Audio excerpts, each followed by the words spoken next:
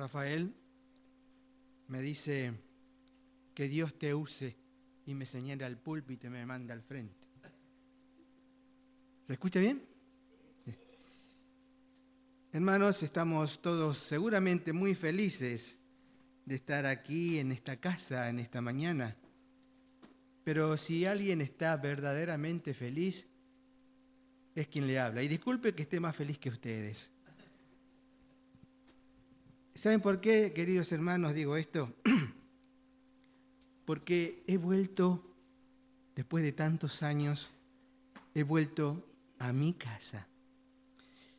Seguramente la gran mayoría de ustedes, si no todos, no me conoce. Pero yo conocí a Jesús en esta iglesia.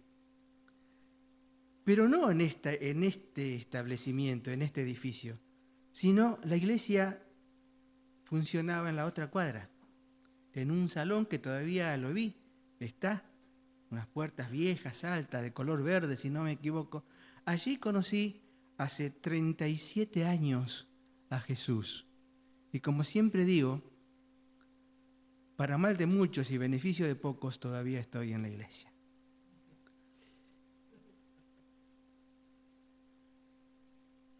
Tengo muchos motivos para estar feliz. Hace poco más de 27 años, por esa puerta, caminando por este pasillo, venía quien hoy es mi esposa vestida de novia. Y aquí en este altar, el pastor Huizón bendijo nuestro matrimonio. Fíjense ustedes si no tengo motivos en esta mañana para estar feliz de estar acá. Es una gran alegría poder reencontrarme con los hermanos. Yo considero mi iglesia, si bien es cierto, después el Señor me llevó por diferentes iglesias, y hoy estaba viendo a una hermana de Comodoro Rivadavia. Hermana, conozco la iglesia de Comodoro Rivadavia. He tenido el privilegio de predicar allí hace más de 30 años, en varias ocasiones, cuando era colportor estudiante. Hermosa la iglesia de Comodoro, hermana. Usted me trae muchos recuerdos. Sí. Hay 6 iglesias. Ah, qué bien. Bueno, me alegra tanto que en Comodoro se haya expandido tanto el evangelio. Yo estuve en la iglesia central, que está en el centro de Comodoro. Las desventajas de ser petizo son muchas.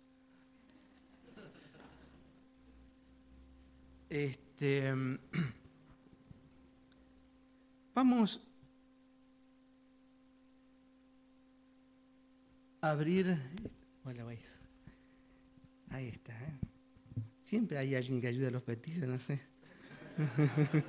Siempre hay un alma comedida. Gracias, doctor. A este terreno donde está la iglesia, ahora, yo lo conocí como un terreno baldío. Por eso siempre digo, he visto crecer a esta iglesia y me plazco de estar en esta mañana aquí. A la altura de donde comienzan los bancos, más o menos por allí, había un árbol, un frondoso árbol, que hubo que cortarlo para hacer el edificio. Un día vinimos los hermanos, que todavía estábamos en aquella iglesia de la otra cuadra, con hachas, motosierras, palas, y el pobre arbolito fue cortado en pedazos para que hoy existiera esta hermosa iglesia.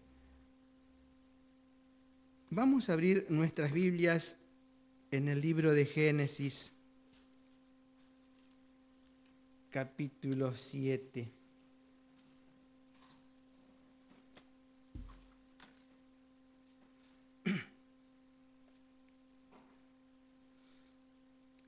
El estruendo de los árboles al caer se escuchaba a gran distancia.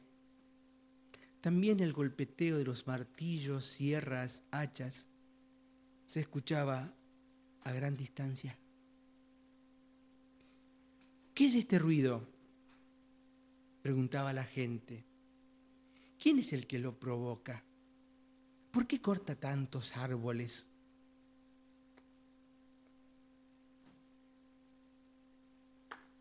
Es un loco, decían algunos, que está cortando árboles para sacar madera, porque dice que Dios le dijo que hiciera un barco.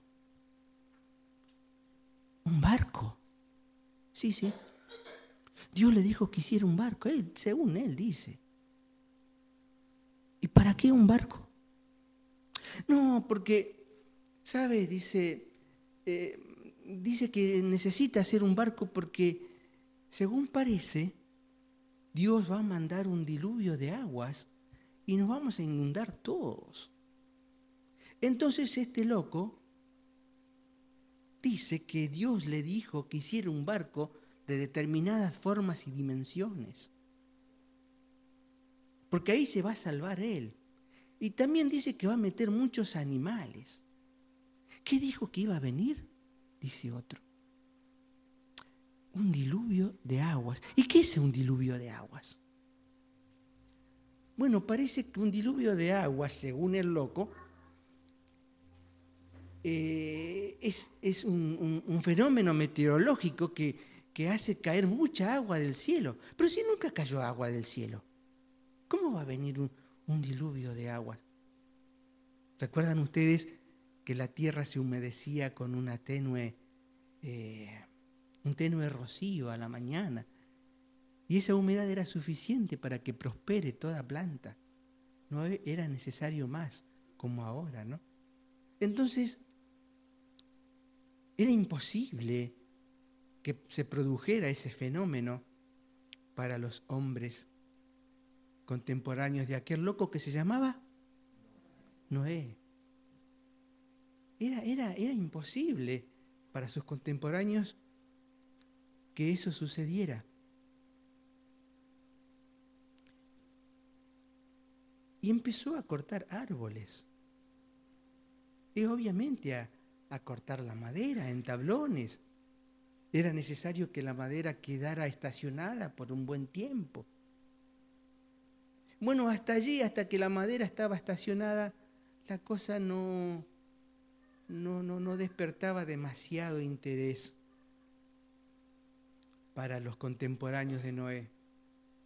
Hasta pensaban que era una locura y que algún día desertaría de esa idea y que, bueno, las tablas se emplearían para hacer casas u otras cosas.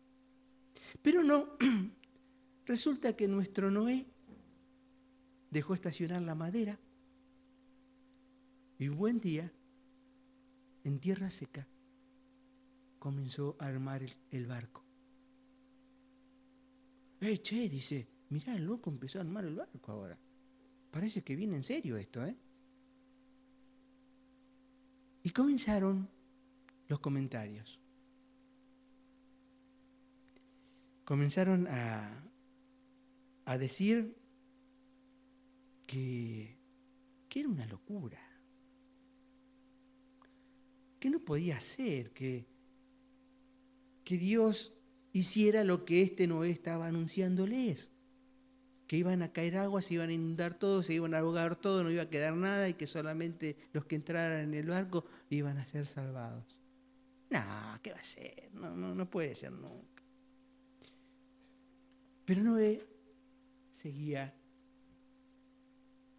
con el mandato divino, seguía cumpliendo al pie de la letra el mandato divino y seguía anunciando lo que habría de suceder.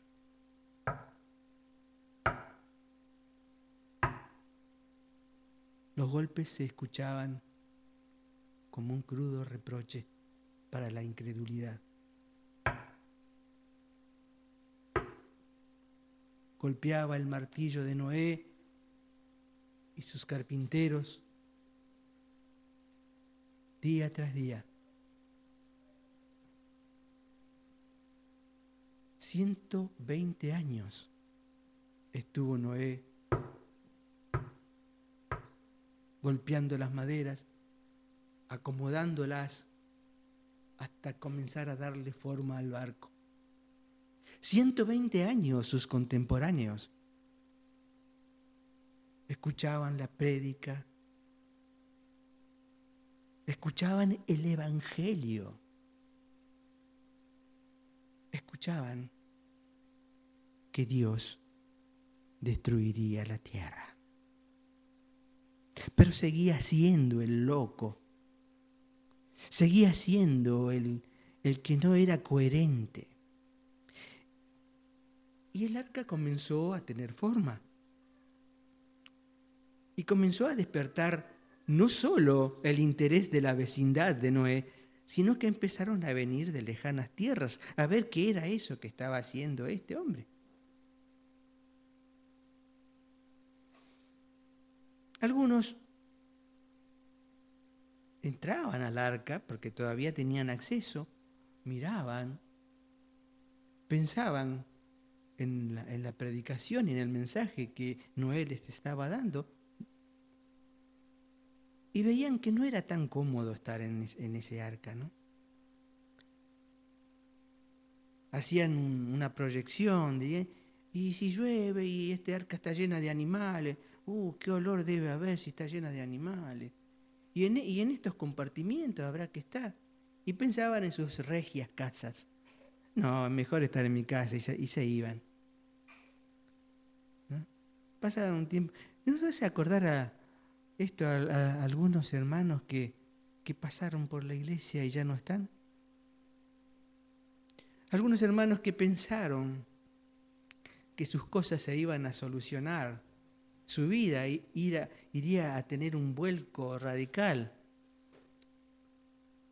después que se bautizaban. Y, hermanos, nuestra vida sigue siendo la misma, solo que después que aceptamos a Cristo y lo confesamos a través del bautismo,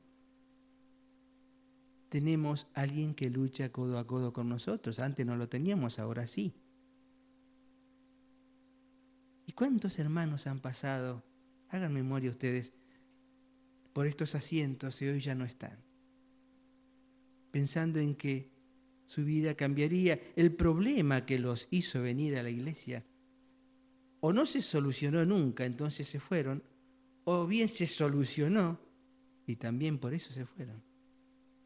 Bueno, eso sucedía con los contemporáneos de Noé.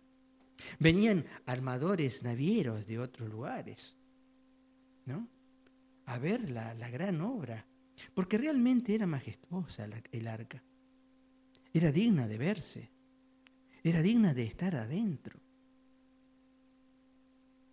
Y los ingenieros navieros la miraban, caminaban en su interior, se comentaban, ¿vio, ingeniero, qué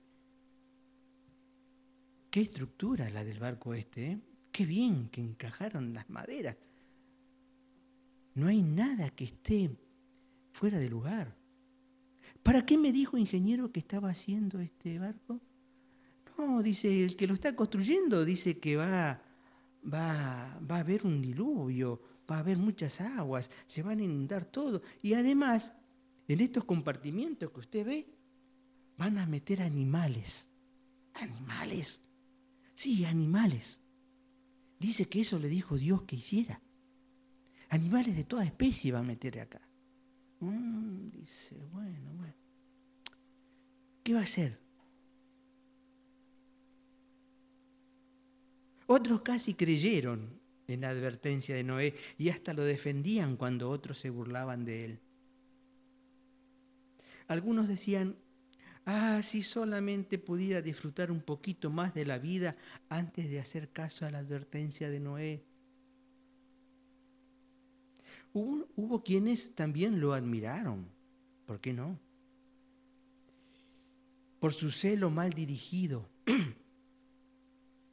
Sí, Noé es un hombre de Dios.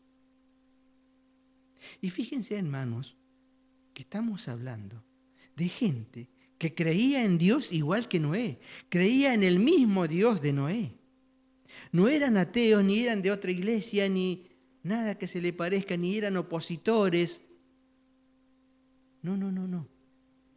Creían en el mismo Dios de Noé, en el mismo Dios que Noé estaba anunciando y que haría las cosas que Noé decía que habría de hacer.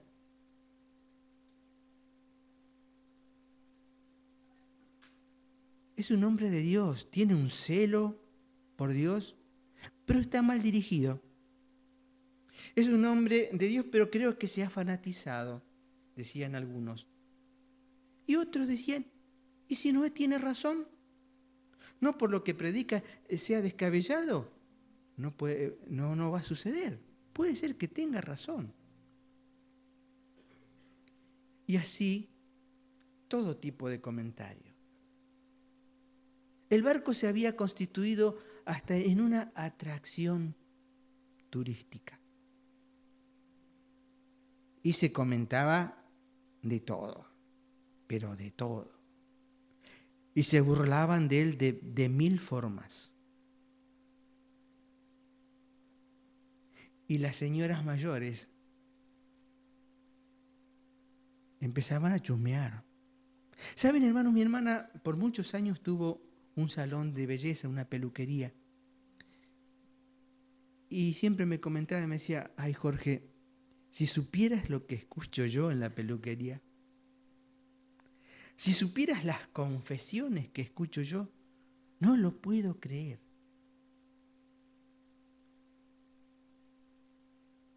La chusma que hay en la peluquería no puede ser. Me entero de toda la vida de todo el mundo acá yo, ¿eh? ¿En dónde más está el chusmerío? Vamos a ser prácticos. ¿Qué otro lugar puede suceder que las señoras mayores y los señores, ¿verdad? Bueno, si se la agarran con nosotras ahora en el mercado, ¿sí? En la carnicería, en la verdulería. Ay, ¿la mujer de quién? Dijo doña Rosa un día cuando vio reunidas a 3 o 4 señoras, ¿no? Porque siempre cuando hay 3 o 4 hablan de la mujer de alguien, ojo, ¿no? Y así pasaba con las contemporáneas de Noé. Iban al mercado y guay cuando se cuelgan la bolsa de red en el brazo. Y vemos a lo lejos mínimo 2 o 3. Dios mío. Ay, dice una, para mí que no fue Dios el que le dijo al Noé que hiciera el barco ese. Ah, no, dice otra, ¿no? ¿Y quién fue? Para mí que fue la mujer. ¿Qué quiere que le diga? Fue la mujer, dice que lo quiso tener entretenido al Noé y le dijo que haga un barco. Fíjense hasta qué punto, ¿no? En eso llega Doña Rosa. Porque Doña Rosa no es un invento de Bernardo Neustadt, ¿eh? Doña Rosa existió siempre. ¿Quién no tiene una Doña Rosa enfrente, a la vuelta de la casa, ¿no? Al lado. Siempre hay una Doña Rosa, siempre. Y en eso llega Doña Rosa y dice, ay, ¿de quién hablan? Ay, qué raro, dice otra que no la quería Doña Rosa, que usted no sepa los chismes acá en los barrios, usted que sabe todo, dice. No, estamos hablando de la mujer del Noé. Yo estoy segura que ella fue la que le dijo al Noé que hiciera el barco ese. ¿Usted qué opina? Ah, yo también, porque se prenden enseguida, ¿vieron? En eso se prenden enseguida todas. Se unen en la chusmería. Hermanos, en los tiempos de Noé no era tan diferente como ahora. Existía Doña Rosa, existía la verdulería, existía la peluquería donde todas iban a confesarse. Y por supuesto, el tema inevitable era el barco que estaba construyendo el Noé. Encima que lo iba a llenar de bichos.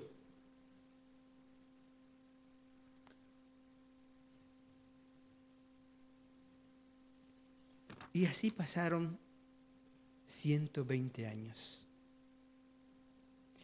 Y a pesar de todas las burlas y la indiferencia general, Noé continuó construyendo el barco. Génesis 7, versículo 1. Dijo luego Jehová a Noé, entra tú y toda tu casa en el arca, porque a ti he visto justo delante de mí en esta generación. Todo animal impío tomarás 7 parejas, macho y su hembra, más de los animales que no son limpios, una pareja, el macho y su hembra. también de las aves de los cielos, 7 parejas, macho y hembra, para conservar viva la especie sobre la faz de la tierra. Y así, hermanos, si ustedes siguen leyendo el capítulo 7 de Génesis, encontrarán las precisas indicaciones que Dios le daba a Noé para que hiciera con el arca. Y también, obviamente, anteriormente le había dado inclusive hasta las dimensiones del barco. El tiempo estaba por cumplirse. Pronto acabarían las risas, las burlas y los comentarios maliciosos. Pronto acabaría la indiferencia, los paseos turísticos por dentro del arca. Las viejas en el mercado dejarían de especular con suposiciones y comentarios frutos de su imaginación. Perdón, dije vieja, no, las señoras mayores. Allí terminaría todo. Cuando el Señor cumpliese lo que le había dicho a Noé que predique.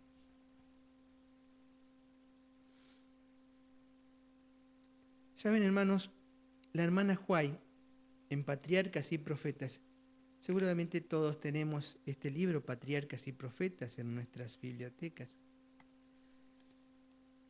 Si hoy tienen tiempo, después del almuerzo,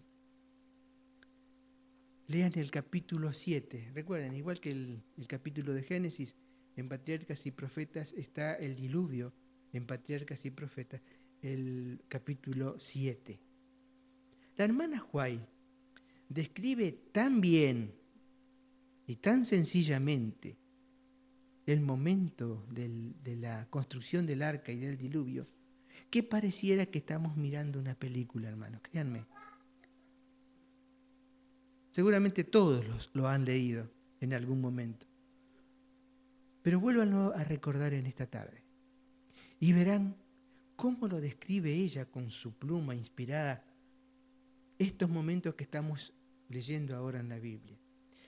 Repito, parece que estamos mirando una película al leer este capítulo. Voy a leer algunos párrafos. Pero Noé se mantuvo como una roca en medio de la tempestad, rodeado por el desdén y el ridículo popular.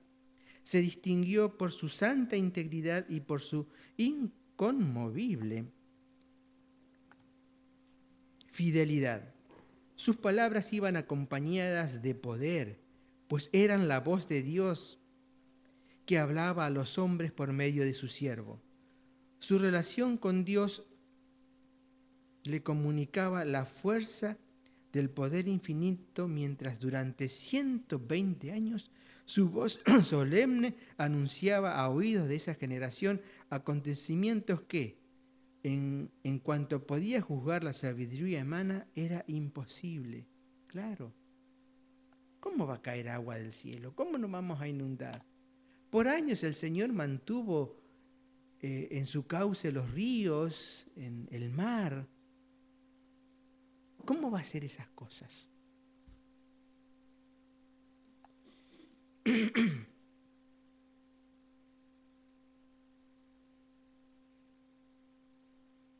Dice la hermana Huay en otro párrafo: y entonces el siervo de Dios dirigió su última y solemne súplica a la gente.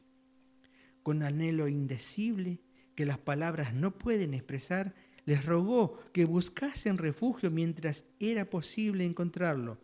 Nuevamente rechazaron sus palabras y alzaron sus voces en son de burla y de mofa. A medida que avanzaba la construcción del arca, a medida que el arca iba tomando su forma de barco, la burla se intensificaba.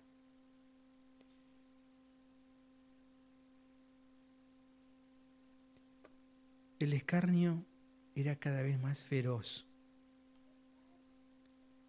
Noé tenía que trabajar y a sus espaldas escuchar a todo un pueblo, a toda una vecindad. Digamos que todo Olivos, por ejemplo, si el arca fuera la iglesia, todo Olivos estaba en la vereda de enfrente, riéndose del que la construía. Pero él seguía predicando, él sabía que Dios iba a hacer lo que le dijo que haría. Por lo tanto, no dejó por 120 años de invitar a toda la vecindad a unirse a él.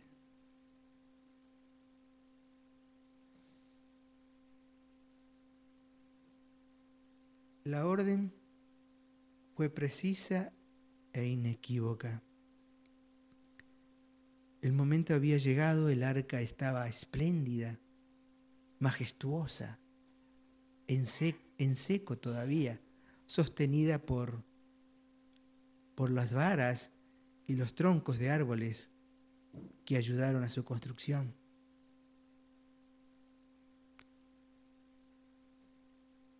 Entra tú y tu casa en el arca. Ni siquiera cuando los animales comenzaron a entrar de dos en dos, dice la hermana, en un desfile solemne. La naturaleza estaba obedeciendo a Dios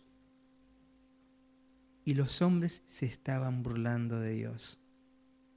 Ni siquiera cuando veían a los animales entrar, dejaron de burlarse. Ni siquiera cuando una nube de aves oscureció el sol para entrar en el arca, dejaron de burlarse. Ya estaban los animales, ya estaban las aves, ya estaba la familia de Noé dentro del arca. La misericordia dejó de suplicar, dice la hermana Huay, a la raza culpable. Las bestias del campo y las aves del aire habían entrado en su refugio. Noé y su familia estaban en el arca. Y Jehová le cerró la puerta. ¿Quién cerró la puerta? Dios mismo. Era una puerta tan pesada que ningún brazo humano podía levantarla. Solamente un poderoso ángel de Jehová pudo hacerlo. Se vio un relámpago deslumbrante, una nube de gloria más vívida que el relámpago descendió del cielo para cernerse ante la entrada del arca. La maciza puerta que no podían cerrar los que estaban adentro fue puesta lentamente en su sitio por manos invisibles. Noé quedó adentro y los que habían desechado la misericordia de Dios quedaron afuera. El sello del cielo fue puesto sobre la puerta. Dios la había cerrado y solo Dios podía abrirla. Asimismo, cuando Cristo deje de interceder por los hombres culpables antes de su venida en las nubes del cielo, la puerta de la misericordia será cerrada. Entonces la gracia divina ya no refrenará más a los impíos y Satanás tendrá dominio absoluto sobre los que hayan rechazado la misericordia. Pugnarán ellos por destruir al pueblo de Dios, pero así como Noé fue guardado en el arca, los justos serán escudados por el poder divino. Bien, hermanos, ya hemos transcurrido 120 años en pocos minutos. Ya tenemos a Noé y su familia en el arca, ya tenemos a todos los animales en el arca, ya Dios cerró la puerta pesadísima del arca. ¿Recuerda cuántos eran? ¿Cuántas personas eran dentro del arca? 8 personas.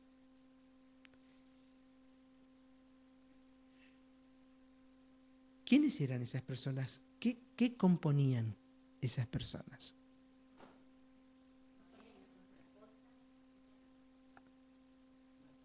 La familia de Noé. Y además de la familia de Noé,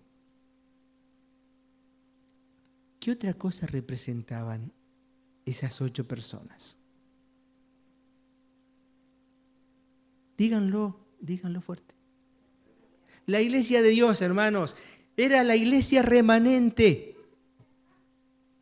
Era la iglesia remanente antidiluviana. Exactamente eso. Era la iglesia remanente antidiluviana. Solo 8 personas. Solo 8 personas.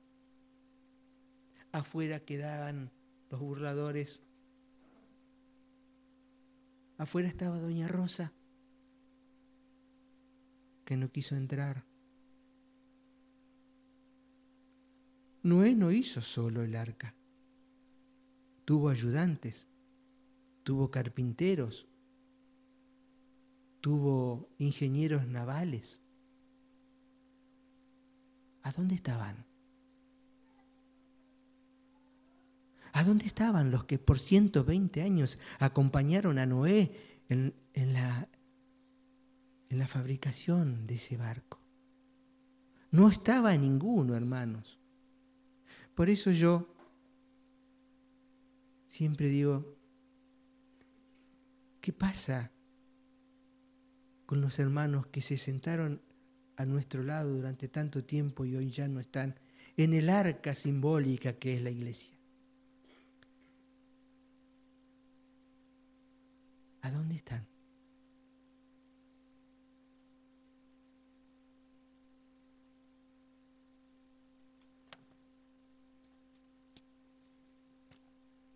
La iglesia no salva, hermanos. ¿Qué dice, hermano? Sí, repito. La iglesia no salva. El que salva es Dios. El que salva es Cristo. La iglesia no me salva. Pero Dios va a venir a buscar ¿a quién? A su iglesia. Va a venir a buscar a su iglesia remanente. Y yo quiero estar dentro del arca, que es la iglesia cuando Jesús venga.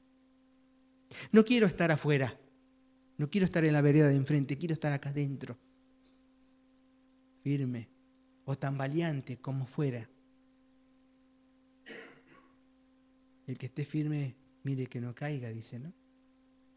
Pero quiero estar en la iglesia, hermanos. Quiero formar parte de la iglesia. No quiero ser el que está afuera. Dice la hermana Huay, ya describiendo los acontecimientos, ¿no? A partir de que se cerró la puerta del arca. Dice la Escritura que se cerró la puerta, estaban todos adentro, pero no pasaba nada. 1 día, 2 días, 3 días, 4. El sol brillaba como sus mejores épocas.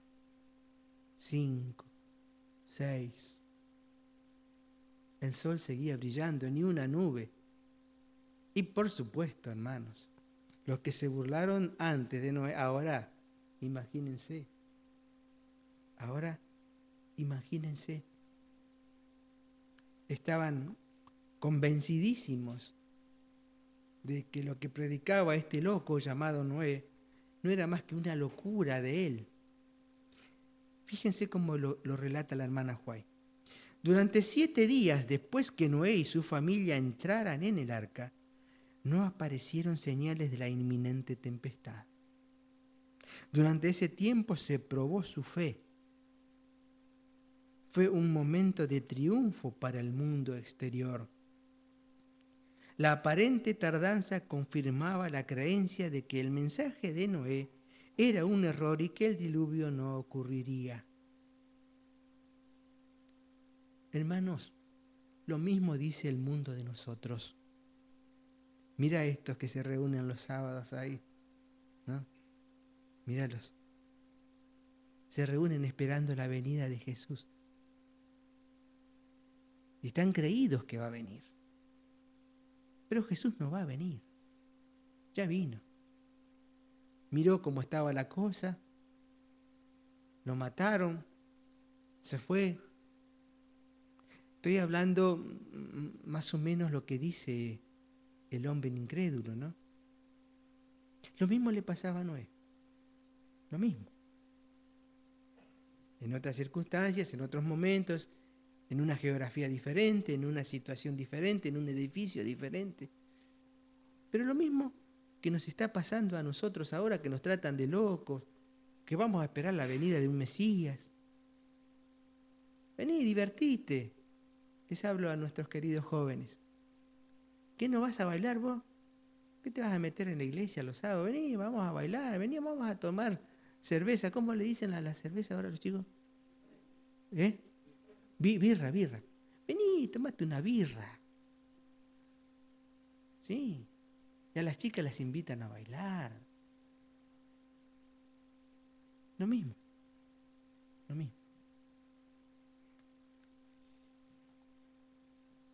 A pesar de las solemnes escenas que habían presenciado, ver cómo las bestias y las aves entraban en el arca y el ángel de Dios cerraba la puerta, continuaron las burlas y orgías. Y hasta se mofaron de las manifiestas señales del poder de Dios. Se reunieron en multitudes alrededor del arca para ridiculizar a sus ocupantes con una audacia violenta que no se había atrevido a manifestar antes. Hermanos, vamos a volver a vivir esos escarnios. Nos van a volver a ridiculizar poco antes de la venida de Cristo. Vamos a ser los Noés de esta era. La iglesia será nuestra arca. Y en la vereda de enfrente se van a reunir la vecindad, el vecino de al lado tal vez. ¿Los visitó el vecino de al lado? ¿Alguna vez? El de enfrente, el del otro lado. Mirálos, dice, se reúnen ahí los sábados, no sé para qué. Si total el Cristo que ellos dicen que va a venir, no va a venir. ¿Qué va a venir? Más o menos así vamos a escuchar. Más o menos así. Lo mismo que escuchó Noé. Pero el octavo día, oscuros nubarrones cubrieron los cielos. Y comenzó el estallido de los truenos y el centellar de los relámpagos. Bueno. La cosa estaba cambiando para los de afuera. Pronto comenzaron a caer grandes gotas de agua. Nunca habían presenciado el mundo cosa semejante, y el temor se apoderó del corazón de los hombres. Todos se preguntaban secretamente, ¿será posible que Noé tenga razón y que el mundo se halle condenado a la destrucción? El cielo se oscurecía cada vez más y la lluvia caía más aprisa. No voy a leer todo, hermano, porque yo quiero que ustedes lo lean.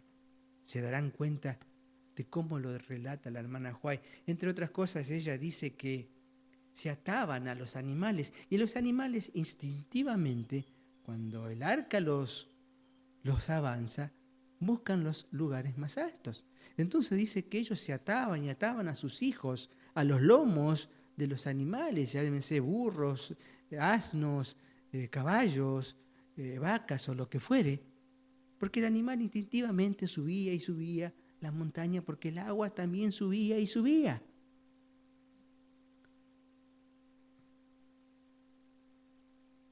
Dice la hermana Huay que se aferraban a la quilla del barco, pero era tan fuerte la correntada del agua que los arrancaba. No solo caían cataratas de arriba de agua, sino que las cisternas se rompían y salía agua de abajo de la tierra. El momento era terrible, terrorífico para los que estaban afuera. Pero había una divina paz dentro del arca. Los animales que habían obedecido la ley divina estaban tranquilos, cada uno en su compartimiento. Y las 8 personas familiares de Noé estaban esperando el desenlace final, pero seguros de que serían salvos de esa catástrofe natural que estaba ocurriendo afuera.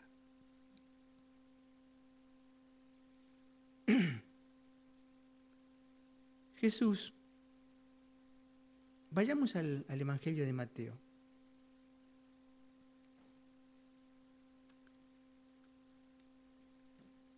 Mateo 24. Jesús hace mención de este momento.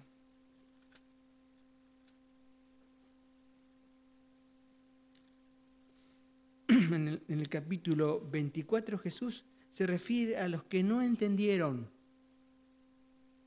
o no atendieron la predicación de Noé. Él, en Mateo 24, versículos, vamos a empezar del 37.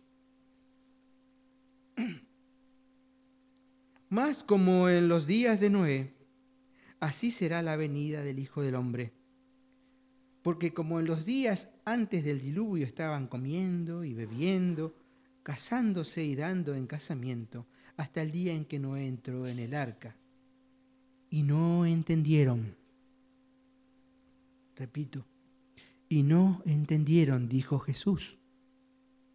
Hasta que vino el diluvio y los llevó a todos. Así será también la venida del Hijo del Hombre.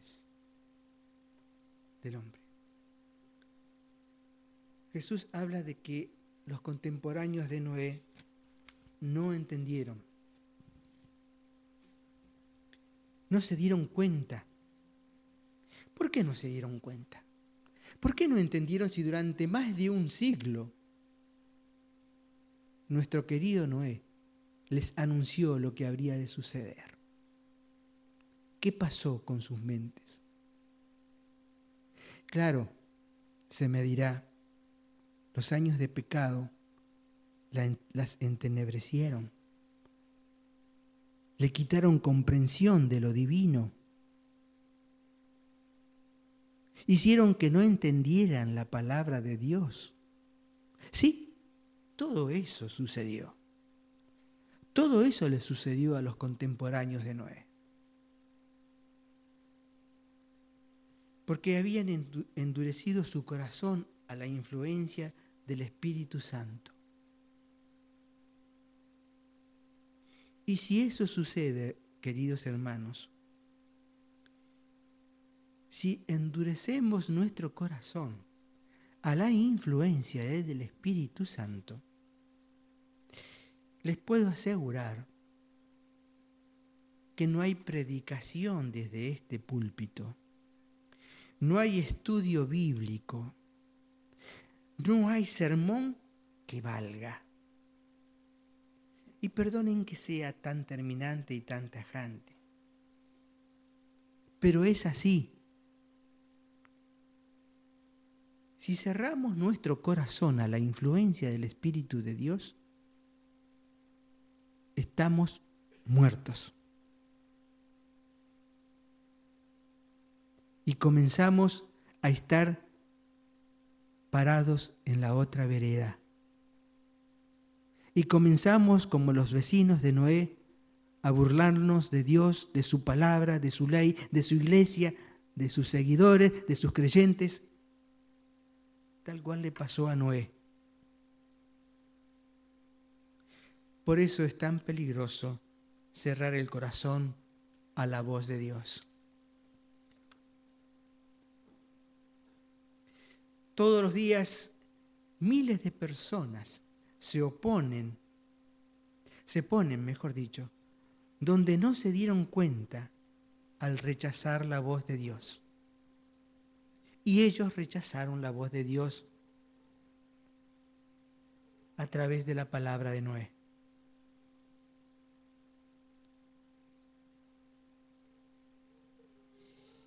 Queridos hermanos, como decía al comenzar, hace más de 37 años para mal de muchos y beneficio de unos pocos, desde que un amigo me llevó por primera vez allá a aquella puerta de la otra cuadra, sigo estando en la iglesia. Y perdonen la autorreferencia. A los tumbos, con problemas, falto de fe en algunos casos, con mucha fe en otros, pero sigo estando dentro del arca. Y oro todos los días para que el Espíritu de Dios me haga comprender su palabra. Oro todos los días para no cerrar mis oídos a su palabra. Oro todos los días para poder guardar su ley, aunque a cada instante la transgredo. Porque de los pecadores soy el primero, pero sigo estando en el arca. Y no me quiero ir, no me voy a bajar. Quiera Dios mantenerme, repito, perdonen ustedes la autorreferencia, pero no puedo hablar por ustedes, puedo hablar solamente por mi experiencia religiosa. Oro todos los días para mantenerme firme, porque me conozco, porque soy débil, porque soy hombre de pecado.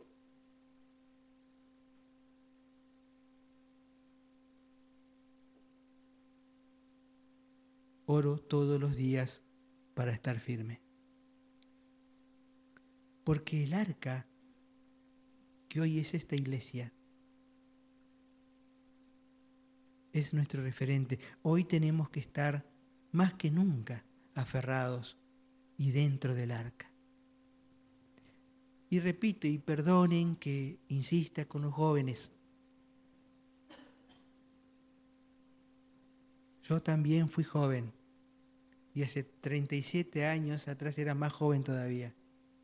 Éramos tan jóvenes y tan lindos, decía una, ¿verdad? No teníamos un peso en el bolsillo. Hoy ya no somos ni tan jóvenes ni tan lindos y seguimos sin un peso en el bolsillo. Pero estamos firmes, queridos hermanos. Oremos los unos por los otros para estar firme en el día postrero cuando Jesús venga. Porque Él va a venir a buscar a su iglesia remanente y yo quiero pertenecer a esa iglesia remanente. Quiero estar dentro del arca.